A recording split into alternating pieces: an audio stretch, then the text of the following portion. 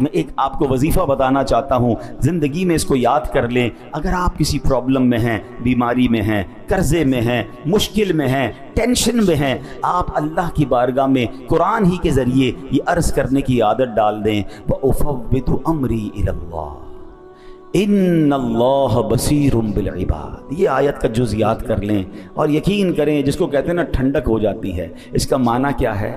میں اپنے معاملات اللہ کے سپرد کرتا ہوں، اللہ اپنے بندوں کو دیکھ رہا ہے۔ کوئی آ کے کہتے نا یار میں نے فائل جمع کرا دی ہے وزیر اعلیٰ کے پاس، میں گیا تھا گورنر کے پاس جمع کرا کے آ گیا، بھائی میری بڑی سورس ہے، میں فلاں دفتر میں اپنی فائل جمع کروا کے آیا ہوں، حالانکہ وہ فائلیں پتہ نہیں وہاں دبی جاتی ہیں، پھر بھی تھوڑی بہت تسلی ہو رہی ہوتی ہے ان کو کہ یار فائل فلاں جگہ پہنچ گئی ہے۔ آئے ہائے، ہمیں تو رب خود فرما رہا ہے نا، قرآن میں یہ وظیفہ دیا ہے، وَأُفَوِّضُ أَمْرِي إِلَى اللَّهِ، میں اپنے کام اپنے رب کے سپرد کرتا۔ اللہ کو کہیں اللہ تھک گیا لوگوں کے پاس، کھائے دھکے، لوگ مدد نہیں کرتے، لوگ مذاق اڑاتے ہیں۔ ہاں، دنیا والوں کو مت بتایا کرو اپنے مسائل، ہمیں لگتا ہے یہ میرا خیر خواہ ہے، میرا مددگار ہے، آپ کو چائے بھی پلائیں گے، آپ سے باتیں بھی کریں گے، آپ کے جانے کے بعد پیچھے لوگوں سے باتیں کرتے ہیں، آیا تھا میرے پاس فلاں مسئلے میں پھنسا ہوا ہے، اس کا تو یہ پرابلم ہے، اس کا تو یہ مسئلہ ہے، انجوائے کرتے ہیں لوگ۔ اللہ سے کہو نا، جب خالق ہی وہی ہے، مددگار ہی وہی ہے، وَأُفَوِّضُ أَمْرِي إِلَى اللَّهِ، اے اللہ میرے سارے کام تیرے سپرد کرتا ہوں۔ ان اللہ بصیر بالعباد، اللہ اپنے بندوں کو دیکھتا ہے، وہ اپنے بندوں کو دیکھ رہا ہے۔ اور آپ یقین کریں جب دل سے آپ نے اپنا سب کچھ اللہ کو سپرد کر دیا نا، کہ اللہ میری بیماری بھی تیرے حوالے، میرا کاروبار بھی تیرے حوالے، میری فیملی بھی تیرے حوالے، میرے معاملات بھی تیرے حوالے، جو مجھے ستا رہے ہیں مولا یہ بھی تیرے حوالے، میں نہیں لوں گا بدلہ مالک، میں نے سب تیرے حوالے کیا، تو جو میرے لیے فیصلہ فرمائے میرے مالک میں راضی۔ اگر تیرا فیصلہ یہ ہے کہ میں دکھ میں رہوں تو مولا میں اس دکھ میں بھی راضی۔ اے اللہ تیرا فیصلہ یہ ہے کہ میں تکلیف میں رہوں، تو خالق، تو مالک، میں اس تکلیف میں بھی راضی۔ جس دن اس لیول پر آپ پہنچ گئے پھر دیکھیں آپ کے کام کیسے غیب سے بنتے ہیں۔ ہمارا پرابلم یہ ہے ہم اللہ سے بھی کنڈیشن کرتے ہیں، اے اللہ ایسا بنا دے، اے اللہ ایسا گھر چاہیے، اے اللہ یہ والی زندگی چاہیے۔ ایک بندہ وہ ہے جو اللہ سے کہتا ہے اللہ جس میں میں راضی مجھے وہ دے دے۔ جو اللہ والے ہوتے ہیں نا وہ اللہ سے کہتے ہیں مولا جس میں تو راضی میں بھی اس میں راضی۔ ہاں، جس دن یہ نصیب ہو گیا نا، حضرت ابراہیم نے اللہ سے کہا نہیں تھا آگ بجھا دے، فرشتوں نے آ کر کہا تھا ابراہیم اللہ سے تو کہو نا، ہم سے نہیں کہہ رہے، اللہ سے کہہ دو۔ کیا شاندار جواب دیا تھا، رب دیکھ رہا ہے نا، اگر اس نے آگ سے بچانا ہوگا تو بچا لے گا، اللہ تو دیکھ رہا ہے نا، اگر جلنا نصیب میں تو میں تیار ہوں۔ کیا لیول تھا توکل کا، اللہ اس کا ذرہ عطا کر دے۔ ہم تو تھوڑی سی بات پر اللہ سے ناراض ہو جاتے ہیں، اللہ سے کمپلینیں کرنا شروع کر دیتے ہیں۔ ارے یار اللہ نے اگر کچھ دن تکلیف کے دکھائے ہیں، ساری زندگی سکھ کے دکھائے ہیں، کچھ دن اگر غم کے آئے ہیں، بیماری کے آئے ہیں، تو سالوں اس نے صحت مند بھی رکھا ہے، بھروسہ تو کرو نا اس پر۔ اللہ کی بارگاہ میں یہ کہنا سیکھ جاؤ، وَأُفَوِّضُ أَمْرِي إِلَى اللَّهِ إِنَّ اللَّهَ بَصِيرٌ بِالْعِبَادِ، اے اللہ میں اپنے سارے کام تجھے سونپتا ہوں، تو اپنے بندوں کو دیکھ رہا ہے، اے اللہ میں تیرے ہر فیصلے پر راضی ہوں، تو میرا خالق، تو میرا مالک، تو جس حال میں رکھے اس حال میں راضی ہوں۔ جس دن یہ کیفیت آپ کی بننا شروع ہوئی، آپ اپنی آنکھوں سے اپنے مسئلے انشاءاللہ حل ہوتے دیکھیں گے، رحمت الہی کا نزول ہوگا۔ اور اگر زندگی اسی طرح گزارنی رب نے لکھی ہے، میں اس پر بھی راضی ہوں، کیونکہ رب نے یہ بھی اس کی مشیت ہے۔ دنیا میں جن کو تکلیفیں زیادہ، دنیا میں جن کو دکھ زیادہ، دنیا میں جن کو ٹینشن زیادہ ہوتی ہے، اللہ پھر انہیں آخرت کی نعمتیں بہت زبردست طریقے سے نوازتا ہے۔ تو میرا رب جس میں راضی میں بھی اس میں راضی۔ ہم کیوں بھول جاتے ہیں، کیوں کر نہ میرے کام بنے غیب سے حسن، بندہ بھی ہوں تو کیسے بڑے کارساز کا، پہلے یہ مانو تو صحیح میں اللہ کا بندہ ہوں، یہ ساری دنیا میرے خلاف ہو جائے، اگر رب کی مدد میرے ساتھ ہے تو کوئی کسی کا کچھ بگاڑ نہیں سکتا ہے۔ وَتُعِزُّ مَن تَشَاءُ وَتُذِلُّ مَن تَشَاءُ۔ ہمارا پرابلم یہ ہے ہم سب کے پاس جاتے ہیں، ہم رب کے پاس نہیں جاتے۔ تو اللہ کرے کہ ہمیں یہ بات سمجھ آ جائے۔ حجاج بن یوسف جو تھا نا بڑا ظالم بادشاہ تھا، اس کو حضرت انس بن مالک سے ایک طرح سے دشمنی تھی کہ کسی طرح ان کو پکڑ کے معاذ اللہ ان کو شہید کر دوں گا۔ بڑے عرصے بعد حضرت انس بن مالک کو پکڑ لیا، کہ پتہ آج میں تمہارا کیا حل کرنے والا ہوں۔ تو اس نے کہا کہ نہیں میں تو تمہیں قتل کر دوں گا۔ حضرت انس مالک کہا تو تم کچھ بھی نہیں کر سکتے۔ کہ کیوں نہیں کر سکتے؟ کہ میں نبی پاک نے مجھے ایک دعا سکھائی ہے، میں وہ دعا پڑھ چکا ہوں، تم میرا کچھ بھی نہیں بگاڑ سکتے۔ وہ دعا بہت لمبی ہے مگر اس میں ایک حصہ یہ بھی ہے جو قرآن مجید میں ہے، بے شک میرا مددگار اللہ ہے جس نے کتاب اتاری اور وہ صالحین کو مدد کرتا ہے۔ حضرت انس بن مالک نے یہ کہا، حجاج بن یوسف نے آپ کو چھوڑ دیا، اس کے ساتھی کہتے ہیں اتنے عرصے سے انتظار کر رہے تھے کہ حضرت انس بن مالک آئیں گے، تم پکڑو گے، معاذ اللہ انہیں قتل کرو گے، تم نے ویسے ہی چھوڑ دیا۔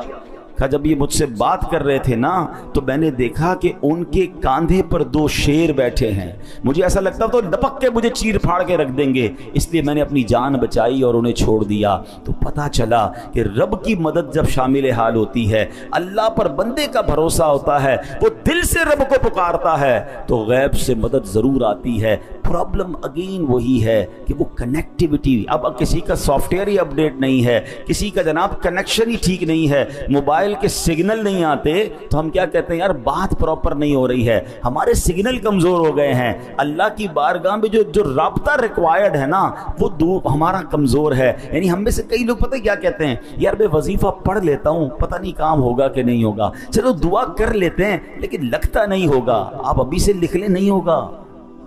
ہاں، دعا کی قبولیت کے لیے ریکوائرڈ یہی ہے کہ یقین کامل ہو کہ جس سے مانگ رہا ہوں وہ دینے والا ہے اور وہ ضرور مدد فرمائے گا۔ وظائف کی دنیا میں بھی جتنے وظیفے آپ نے پڑھتے ہیں یا پڑھنے کا کہا جاتا ہے، تعویذ کا بھی معاملہ یہی ہے کہ آپ کا یقین ہوگا آپ کا مسئلہ ضرور حل ہوگا۔ ہم نے کینسر کے مریض ٹھیک ہوتے دیکھے اور ہمارا بخار بھی نہیں جاتا، کیوں کہ ان کا یقین تھا۔ دعا کرنے والے کا جب یقین ہو جاتا ہے نا تو پھر اللہ اس کو اس کے گمان سے زیادہ بہتر عطا فرماتا ہے۔ پہلے بھی کئی بار یہ واقعہ سنا ہے لیکن چلیں آج موضوع ہے، ایک شہر میں گاؤں میں بارش نہیں ہو رہی تھی، تو جب بارش نہیں ہو رہی تھی تو لوگوں نے کہا مل کے دعا کرتے ہیں، ہزاروں لوگ جمع ہو گئے۔ کئی سالوں سے بارش نہیں ہوئی تھی، کھیت بھی سوکھ گئے تھے، سارے جو ہے وہ مویشی بھی پیاسے تھے۔ جب دعا کی تو ایک نوجوان جو چھتری لے کر آیا، سب لوگ مذاق اڑانے لگے کہ اللہ کے بندے، سارے گاؤں میں کئی عرصے سے بارش نہیں ہوئی، تم چھتری لے کر آئے ہو۔ کب مانگنے کس سے آیا ہوں؟ اللہ سے مانگنے، بارش تو اسی نے دینی ہے، بارش ہوگی تو کیا بھیگتے ہوئے واپس جاؤں گا؟ علماء کہتے ہیں دعا شروع ہوئی اور موسلا دھار بارش ہونا شروع ہو گئی، سارے گاؤں کے لوگ بھیگتے ہوئے جا رہے ہیں، وہ نوجوان اپنی چھتری کے سائے میں جا رہے ہیں۔ وہ یقین چاہیے۔ شاعر مشرق ڈاکٹر اقبال نے کہا نا، اگر آج بھی ہو ابراہیم سا ایمان پیدا، ایک ہی کنڈیشن چاہیے، حضرت ابراہیم جیسا ایمان مل جائے نا، اگر آج بھی ہو ابراہیم سا ایمان پیدا، آگ کر سکتی ہے انداز گلستان پیدا۔ آج بھی آگ باغ بنے گی، حضرت ابراہیم کے لیے بنی تھی نا، آپ کے لیے بھی بن سکتی ہے۔ کیسے؟ وہ والا ایمان بھی تو لائیں، وہ یقین تو لائیں نا۔ ایک بڑی خوبصورت بات علماء کہتے ہیں، سب کو پتہ ہے کعبے کے سامنے جب جائیں جو دعا مانگیں کیا ہوتا ہے؟ قبول ہوتی ہے۔ ٹھیک ہے، ایک تو وجہ اتنا بڑا اللہ کا گھر کعبہ، ایک اور وجہ بھی جو بڑی خوبصورت حکمت والی علماء بیان کرتے ہیں، فرماتے کعبے کو دیکھ کر جو تمہارے دل کی کیفیت بنتی ہے نا، ہر بندے آپ دیکھیں جو کعبے کو پہلی بار دیکھتا ہے آنسو نکل آتے ہیں، بندہ اپنے آپ کو بڑا حقیر فیل کرتا ہے، شرم آتی ہے، ایک عجیب رکت طاری ہو جاتی ہے۔ بڑی کمال کی بات فرمائی، کہا دعا کی قبولیت کا تعلق اس کیفیت سے ہے، وہ کیفیت تمہاری گھر میں بن جائے، تمہاری گھر میں بھی دعا قبول ہو جائے گی۔ وہ کنیکٹیوٹی ہے، کعبہ دیکھتے ہی آپ کنیکٹ ہو جاتے ہیں، کنیکٹ ہوتے ہیں دعا قبول ہو جاتی ہے۔ وہی کنیکشن اگر آپ کا یہاں ہو جائے، وہ اللہ سے تعلق، وہ رقت قلبی، وہ سوز، وہ گداز، وہ رونا، وہ گڑگڑانا، آپ دنیا میں کہیں ہیں، کعبے کے سامنے نہیں ہیں، آپ وہ کیفیت آپ پر طاری ہوئی، آپ کی دعا قبول ہو جائے گی۔ تو یہ بات سمجھنی ہے کہ میں اس رب کا بندہ ہوں جس کی کائنات وسیع، جس کی قدرت کا کوئی کنارہ نہیں، تو میرا مسئلہ اس کے لیے کچھ بھی نہیں ہے۔ اللہ مالک ہے، اللہ خالق ہے، بس یہ بھروسہ اگر دل میں ہو گیا تو اے میرے پیارے اسلامی بھائیوں معاملہ آسان ہو جائے گا۔ اب اس آیت کا آخری جز سمجھ کر بیان کو ختم کرتے ہیں۔ اللہ نے فرمایا وَمَا لَكُم مِّن دُونِ اللَّهِ مِن وَلِيٍّ وَلَا نَصِيرٍ، اللہ کے مقابلے میں تمہارا نہ کوئی حمایتی ہے اور نہ ہی مددگار۔ اب ایک سادہ سا سوال ہے، قرآن تو کہہ رہا ہے کہ اللہ کے علاوہ جو ہے، اللہ کے مقابلے میں تمہارا کوئی مددگار نہیں، مگر اگر میں آپ سے پوچھوں کہ کیا دنیا میں کسی سے مدد نہیں لیتے، تو آپ کہتے ہیں ہم تو روز مدد لیتے ہیں، کھانا کوئی کھلاتا ہے، پانی کوئی پلاتا ہے، ملازم بھی ہمارا کام کر دیتا ہے، کسی عالم کے پاس جا کر مدد لیتے ہیں کہ ہمارا شرعی مسئلہ بیان کر دیں، تو یہ بھی تو مدد ہے۔ تو پھر اللہ پاک نے کیوں فرمایا کہ وما لکم من دون اللہ من ولی ولا نصیر، اللہ کے مقابلے میں تمہارا نہ کوئی حمایتی ہے اور نہ کوئی مددگار۔ اس آیت کو سمجھنا ہوگا۔ اسی آیت کو انٹرپریٹ کر کے لوگ جو ہے وہ ہمارے عقائد اور دیگر چیزوں کو ڈسٹرب کرتے ہیں۔ اب ذرا سمجھیے، غیر اللہ کی دو قسمیں ہیں، ایک ہے دون اللہ یعنی جو اللہ پاک کے دشمن ہیں، اور دوسری قسم ہے عباد اللہ یا اولیاء اللہ، یعنی جو اللہ پاک کے بندے اللہ پاک کے دوست ہیں۔ اللہ کریم نے جہاں جہاں بھی غیر اللہ کی مدد کا انکار کیا وہاں دون اللہ کا لفظ استعمال ہوا۔ مطلب یہ کہ اللہ پاک کا کوئی بھی دشمن اللہ پاک کے مقابلے میں کسی کی کوئی مدد نہیں کر سکتا۔ اللہ پاک چاہے تو بندے کو شفا نہیں ملنی تو کوئی غیر اللہ دون اللہ کچھ بھی کر لے بندے کو شفا نہیں ملے گی، اور اللہ پاک چاہے بندے کو شفا ہونی ہے تو کوئی غیر اللہ دون اللہ ساری دنیا مل کر کسی بندے کو بیمار نہیں کر سکتی۔ یہ دون اللہ اور عباد اللہ کا فرق سمجھنا ہوگا۔ اب مثال کے طور پہ قرآن سے ہی مثال سمجھا دیتا ہوں، ٹھیک ہے، تاکہ کلیئر ہو جائے گا۔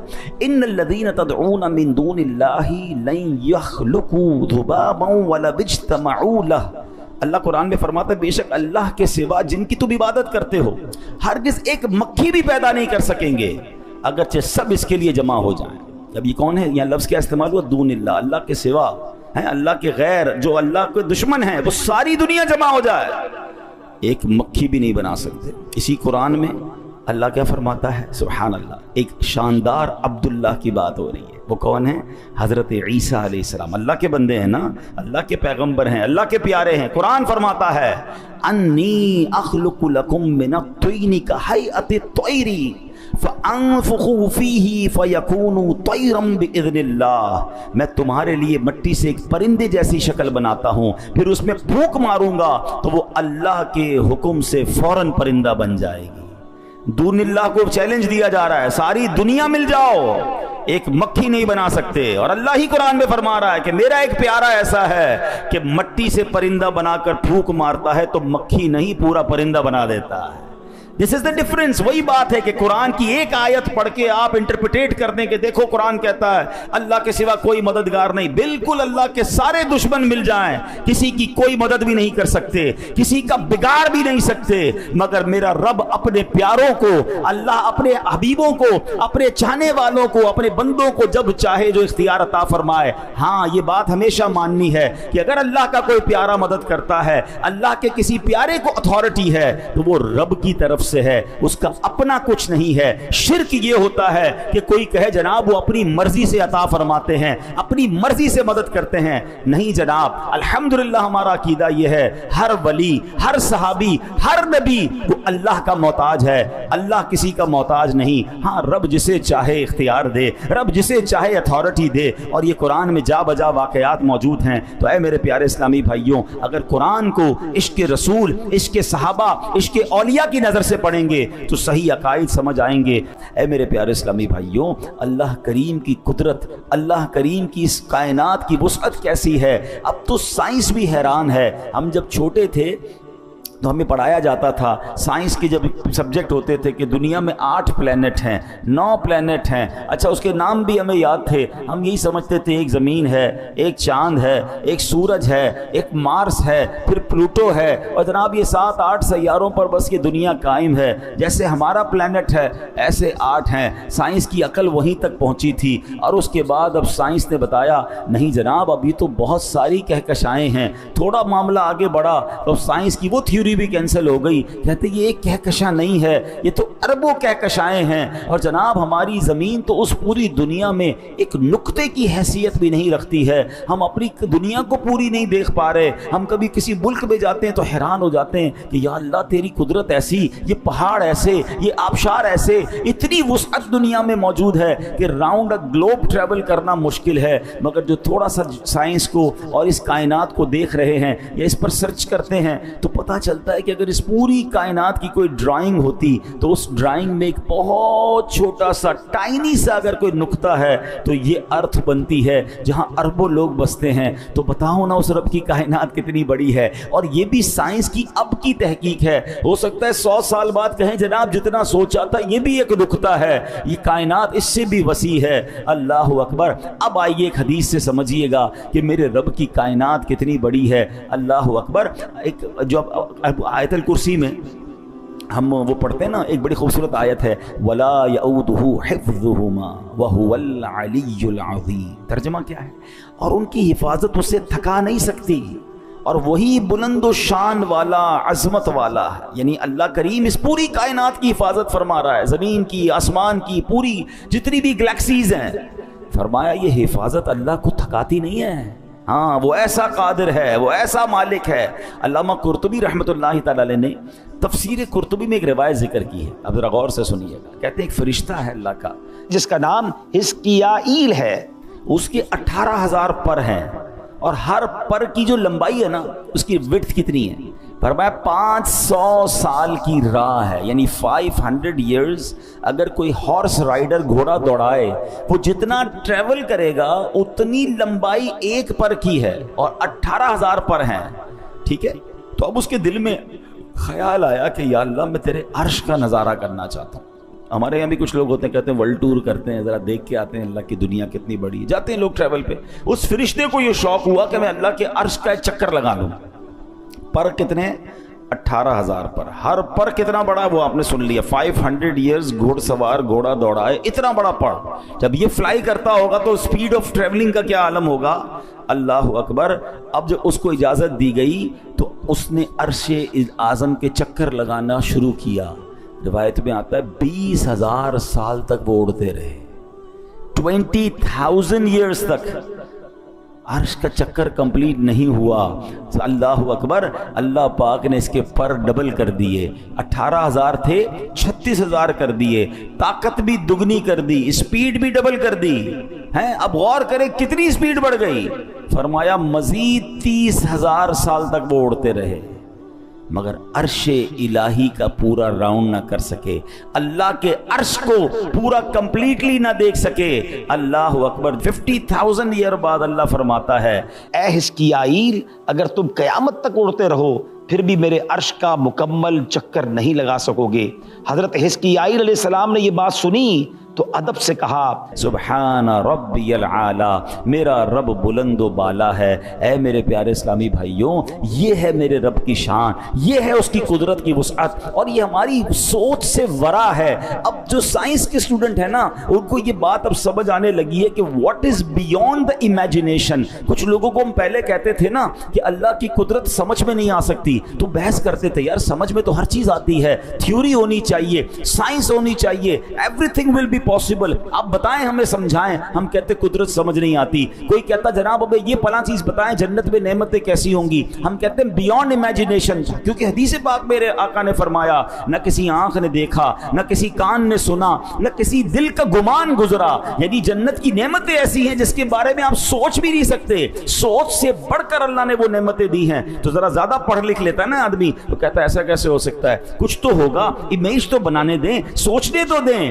اب سائنس نے پروف کر دیا کہ آج سے 50 سال پہلے جو سائنس سوچتی تھی اس سے جناب سب کچھ باہر نکل گیا. اب بلیک ہول دریافت ہوئے, اب کہکشائیں دریافت ہوئیں, اور سائنس کہتی پچھلی ساری تھیوری بیکار, جناب دنیا تو اس سے بہت بڑی ہے. اب ہو سکتا ہے اگلے 50-100 سال بعد آپ کو کہا جائے کہ 2025 میں جو ہم بات کرتے تھے وہ ساری باتیں غلط تھیں, دنیا اس سے بھی بڑی ہے. اور ایسا ہی ہے میرے رب کی کائنات کے کناروں کو, اس کی وسعتوں کو کون دیکھ سکتا ہے. تو یہ بات ہمیں سبحان اللہ قرآن و حدیث کے ذریعے مل رہی ہے کہ میرا رب کتنا عظیم ہے. بے ساختہ زبان سے نکلتا ہے سبحان ربی العالی, اللہ اکبر. بس ایک دل میں الحمدللہ, وہ اس کو کہتے ہیں نا ایمان کی, جو جس کو کہیں کہ یہ ہمارے ایمان کی طاقت اور ایمان کا یقین ہونا چاہیے کہ میرا رب سبحان اللہ یہ تو جتنی بڑی کائنات ہے نا وہ چاہے تو کن فرما کر ایسی ہزارہ دنیایں اور بنا سکتا ہے. ہاں یاد رکھیے ان اللہ علی کل شیء قدیر. تو اے میرے پیارے اسلامی بھائیوں, اب اب ہمارے دل کو ڈھارس بن رہی ہے نا کہ جب ایسے عظیم مولا کے ہم بندے ہیں نا تو پھر چھوٹے چھوٹے معاملات میں گھبرایا نہ کریں. ہاں ہمارے لیے بعض اوقات معاملہ بڑا ہوتا ہے، میرے رب کے لیے کچھ بھی نہیں ہے. ہاں کیوں کر نہ میرے کام بنے غیب سے حسن، کیوں کر نہ میرے کام بنے غیب سے حسن، بندہ بھی ہوں تو کیسے بڑے کارساز کا. اس عظیم مولا کا بندہ ہو کر پھر ہم گھبراتے ہیں، پھر ہم ٹینشن میں آ جاتے ہیں، پھر ہم دنیا والوں کے چکر لگاتے ہیں. زندگی کا ایک اصول بنا لیں، اپنے کام سپرد کریں اپنے رب کے. پرابلم میں آ گئے کہ اللہ مالک ہے، وہ اللہ ہے ہی، جب مالک ہی وہی ہے، کریم بھی وہی ہے، خالق وہی ہے، اس پوری کائنات کو چلا رہا ہے، تو میرے پرابلمز اس کے لیے کچھ بھی نہیں ہے. بس پرابلم یہ کہ میرا اس سے کنیکشن لوز ہو جاتا ہے، میرا رابطہ کم ہو جاتا ہے، میرا بھروسہ ہل جاتا ہے، یقین شیک ہو جاتا ہے. اب یقین کریں جس کا رب پر بھروسہ مضبوط ہو جائے نا، اس کے کام کیسے غیب سے بنتے ہیں. آئیے میں آپ کو ایک دو واقعات سناتا ہوں. کچھ لوگ پریشانی میں ہوں گے، قرضے میں ہوں گے، کسی ڈیفیکلٹی میں ہوں گے، گھبرا جاتے ہیں اور جناب بڑے پریشان ہو جاتے ہیں، ڈپریشن میں چلے جاتے ہیں. اب دو تین باتیں سنیے گا. جو اللہ پر بھروسہ رکھتے ہیں نا، اللہ سے مدد مانگتے ہیں، دیکھو ان کے کام کیسے بنتے ہیں. خادم رسول حضرت انس بن مالک رضی اللہ عنہ فرماتے ہیں، نبی پاک علیہ الصلوۃ والسلام نے فرمایا ایک صحابی بہت متقی اور پرہیزگار تھے، تجارت کیا کرتے تھے، ایک ملک سے دوسرے ملک مال لے جاتے تھے، دوسرے ملک سے مال لے کر آتے تھے. دوران تجارت سفر پر روانہ ہوئے تو ایک جنگل سے جانا گزر ہوا، تو ایک شخص آیا، اس نے جنگی لباس پہنا ہوا تھا، ہاتھ میں تلوار تھی، اور آپ کا سارا سامان لے لیا تجارت کا اور کہا قتل ہونے کے لیے تیار ہو جاؤ. یہ سن کر صحابی نے کہا کہ مال تم نے لے لیا ہے، سارا مال لے لو، مجھے قتل کیوں کر رہے ہو، مجھے جانے دو. تو کہا میں تمہیں مال بھی تمہارا لوں گا اور تمہیں قتل بھی کر دوں گا. وہ جو شخص تھا ڈاکو جو تھا وہ بڑا ظالم تھا. اتنا کہنے کے بعد تو جب ڈاکو آگے بڑھا تو آپ نے کہا ٹھیک ہے اب تم مجھے مارنے کا ارادہ کر ہی چکے ہو، مرنے سے پہلے میں اللہ کی بارگاہ میں سجدہ کرنا چاہتا ہوں، تو 4 رکعت پڑھنے دو. اس نے کہا ٹھیک ہے چلو، قتل تو کرنا ہی ہے، تمہیں مال تو لے چکا ہوں، تمہاری خواہش پوری کرتا ہوں. وضو کیا، 4 رکعت نفل پڑھی اور سجدے کی حالت میں اللہ کی بارگاہ میں دعا کی. ترجمہ دیکھیں کیسا پیارا ہے. اے ودود، اے عرش مجید کے مالک، اے وہ کہ ہمیشہ جو چاہے کرنے والا ہے، تیری عزت جس کی کوئی انتہا نہیں، میں تجھے تیری اسی عزت کا واسطہ دیتا ہوں. اے ایسی بادشاہت کے مالک جس پر کوئی دباؤ نہیں ڈال سکتا، وہ نور جس سے تیرا عرش روشن ہے، میں تجھے اسی نور کا واسطہ دیتا ہوں. اے میرے پروردگار مجھے اس ڈاکو کے شر سے محفوظ فرما. اے مدد کرنے والے میری مدد فرما، اے مدد کرنے والے میری مدد فرما، اے مدد کرنے والے میری مدد فرما. صحابی رسول نے گر گڑا کر 3 بار یہ دعا پڑھی. ابھی دعا سے فارغ نہ ہوئے تھے، اچانک ایک گھڑ سوار آئے، ان کے ہاتھ میں بھی تلوار ہے. اس ڈاکو کا کام تمام کیا، اس کو جناب مار کر اب وہ واپس جانے لگے. تو اب جب وہ گھڑ سوار جو آئے تھے، صحابی رسول کہتے ہیں آپ کون ہیں، اس جنگل میں کہاں سے آ گئے، میری مدد کیسے کی آپ نے؟ اللہ اکبر. گھڑ سوار کہتے ہیں میں اللہ کے فرشتوں میں سے ایک فرشتہ ہوں، 4تھے آسمان سے آپ کی مدد کے لیے آیا ہوں. ہمیں لگتا ہے کہ کون مدد کرے گا، میں تو پھنس گیا، مجھے تو گھیر لیا گیا، مجھے تو دبا دیا گیا، دیوار سے لگا دیا گیا ہے، قرضہ میرا بڑھ گیا ہے، سارے لوگ میرے پیچھے پڑ گئے، میں کیسے نکلوں گا؟ اللہ کتنا عظیم مالک ہے یہ بھی سنا ہے. تو اپنے پرابلمز اللہ کے سپرد کر دیں. اللہ یہ یقین مجھے بھی نصیب فرمائے، آپ کو بھی نصیب فرمائے، آمین بجاہ النبی الامین صلی اللہ تعالی علیہ وسلم. ویڈیو دیکھنے کا شکریہ. اگر آپ چینل پر نئے ہیں تو سبسکرائب کر لیں اور ساتھ ہی ساتھ بیل آئیکن پر بھی کلک کر دیں تاکہ یوٹیوب ہماری ہر ویڈیو کا نوٹیفیکیشن سب سے پہلے آپ کو بھیج دے. جزاک اللہ.